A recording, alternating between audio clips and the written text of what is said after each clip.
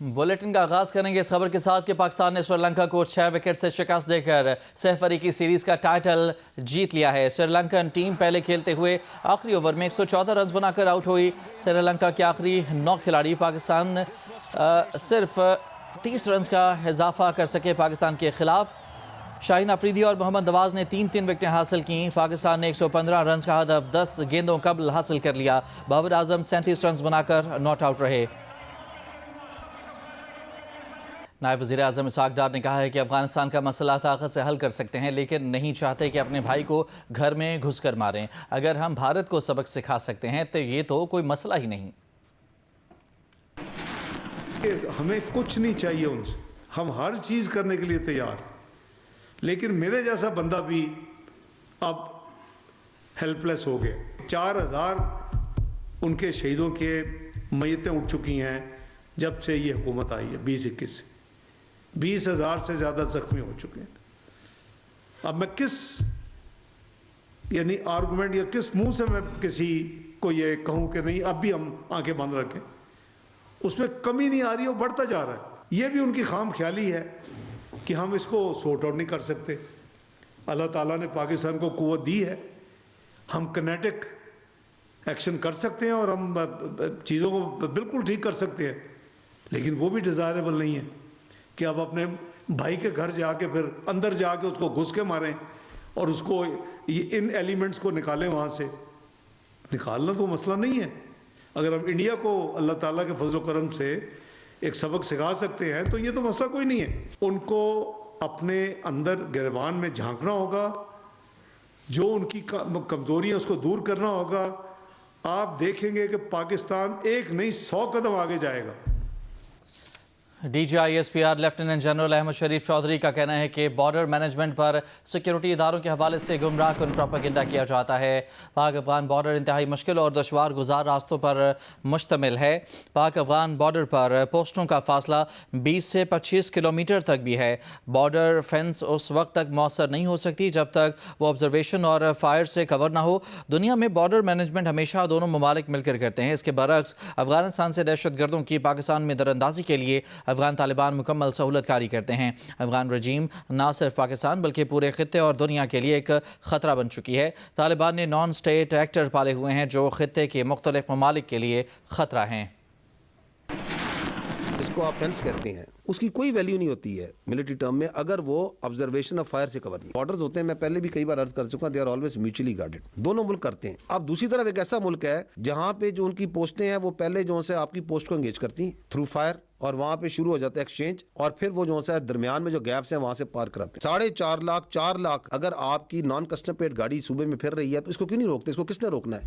اندر پھر رہی ہے نا۔ Why they are not stopping it? Why they are not checking it? Whose responsibility is this? Because that non custom paid vehicle is part of this political terror crime nexus. It is not acceptable کہ آپ وہاں پہ مراکز ہیں، وہاں پہ leadership موجود ہے، وہاں پہ ان کی فنڈنگ ہو رہی ہے، وہاں پہ ان کو اسلحہ مل رہا ہے اور وہاں سے ان کی سپورٹ مل رہی ہے اور وہاں سے وہ تشکیلیں آتی ہیں۔ اتنا الخوارج ہے، اتنا ہندوستان ہے تو وہاں ای ٹی آئی ایم بھی پائی جاتی ہے، وہاں پہ آئی ایم یو بھی پائی جاتی ہے، وہاں پہ القاعدہ بھی پائی جاتی ہے، وہاں پہ داعش بھی پائی جاتی ہے۔ We say that you need to act now like a state, کیونکہ آپ نے 2021 کے اندر وہاں کی حکومت سنبھالی اور آپ نے کچھ انٹرنیشنل کمیونٹی کو کچھ پرومسز کیے۔ اب وہاں پہ ایک رجیم بیٹھ گیا ہے which is a non-representative regime which doesn't represent all the ethnicities۔ 50% تو ایک ملک میں عمومی طور پہ خواتین ہوتی ہیں، کیا وہ ان کو ریپرزینٹ کرتے؟ ہم نے اگر آپ کا ٹریڈ بند کیا تو اس لیے نہیں بند کیا کہ ہمیں کوئی پرابلم ہے ٹریڈ کا، ہمیں پرابلم یہ کہ ہم کہتے ہیں کہ our security becomes paramount, our lives are more important، تو blood and business cannot go together۔ ہم حق پر ہیں، ہر طریقے سے حق پر ہیں، so we will prevail۔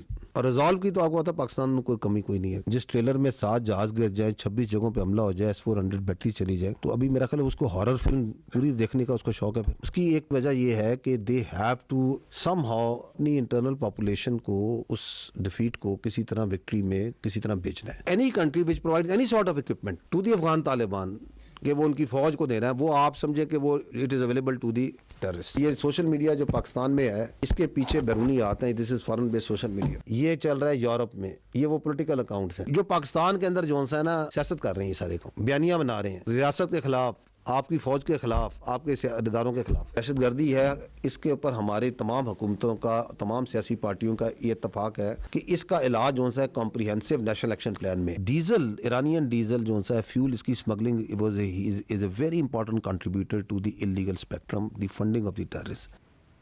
صدر مملکت آصف علی زرداری نے نیشنل ڈیفنس یونیورسٹی کا دورہ کیا۔ آصف علی زرداری نے 27ویں نیشنل سیکیورٹی ورکشاپ کے شرکاء سے خطاب کرتے ہوئے باخبر قیادت، قومی یکجہتی اور مربوط پالیسی سازی کی اہمیت پر زور بھی دیا۔ ISPR کے مطابق صدر مملکت نے ورکشاپ مکمل کرنے پر شرکاء کو مبارکباد پیش کی اور قومی سلامتی سے متعلق آگاہی بڑھانے میں ان کی لگن کو بھی سراہا۔ صدر زرداری نے باخبر قیادت، قومی یکجہتی اور مربوط پالیسی سازی کی اہمیت پر زور دیا تاکہ پاکستان کو درپیش موجودہ سیکیورٹی چیلنجز کا مؤثر طریقے سے مقابلہ کیا جا سکے۔ ISPR کا کہنا ہے کہ نیشنل سیکیورٹی ورکشاپ مکالمے کو فروغ دینے کے نمایاں پلیٹ فارمز میں سے ہے اور اس سے پاکستان کو درپیش موجودہ سیکیورٹی چیلنجز کا مؤثر طریقے سے مقابلہ کیا جا سکتا ہے اور یہ پلیٹ فارم ادارہ جاتی صلاحیت کو بڑھانے میں اہم کردار ادا کرتا ہے۔ یہ قومی سلامتی کے لیے قومی حکمت عملی کو مضبوط بنانے میں اہم کردار ادا کرتا ہے۔ ورکشاپ میں پارلیمنٹیرین سمیت سینئر سول اور ملٹری افسران نے بھی شرکت کی اور تعلیمی اور سماجی شعبوں کے نمائندے بھی شریک تھے۔ صدر مملکت نے اختتامی تقریب میں فارغ التحصیل شرکاء میں اسناد بھی پیش کی۔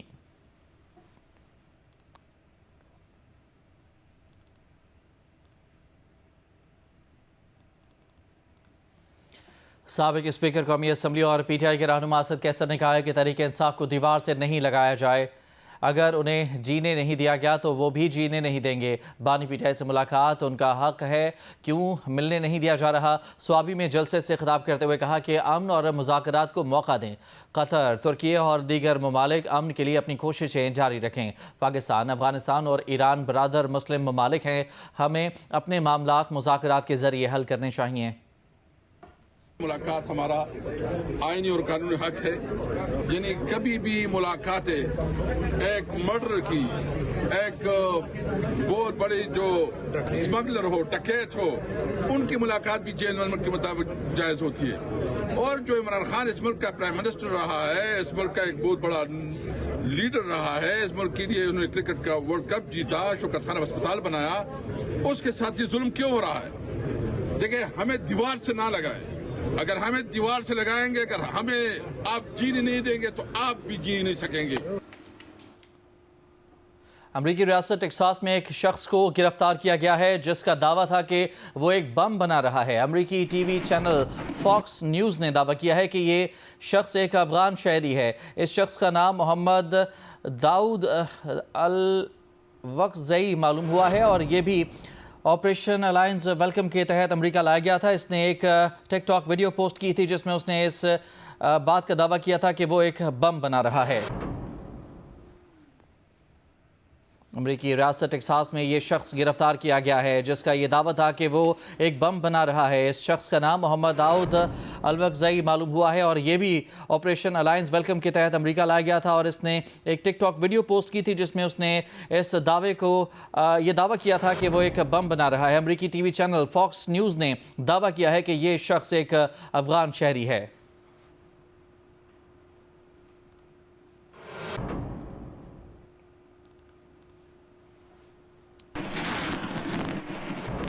ATP چیلنجر کپ کے مینز ڈبل کے فائنل میں اسام الحق اور ان کے پارٹنر مزمل مرتضیٰ کو شکست ہو گئی۔ قازقستان اور جمہوریہ چیک پر مشتمل جوڑی نے اسٹریٹ سیٹ میں 7-6 اور 6-4 سے ہرا دیا۔ یہ فائنل اسام الحق کے کیریئر کا آخری مقابلہ بھی تھا۔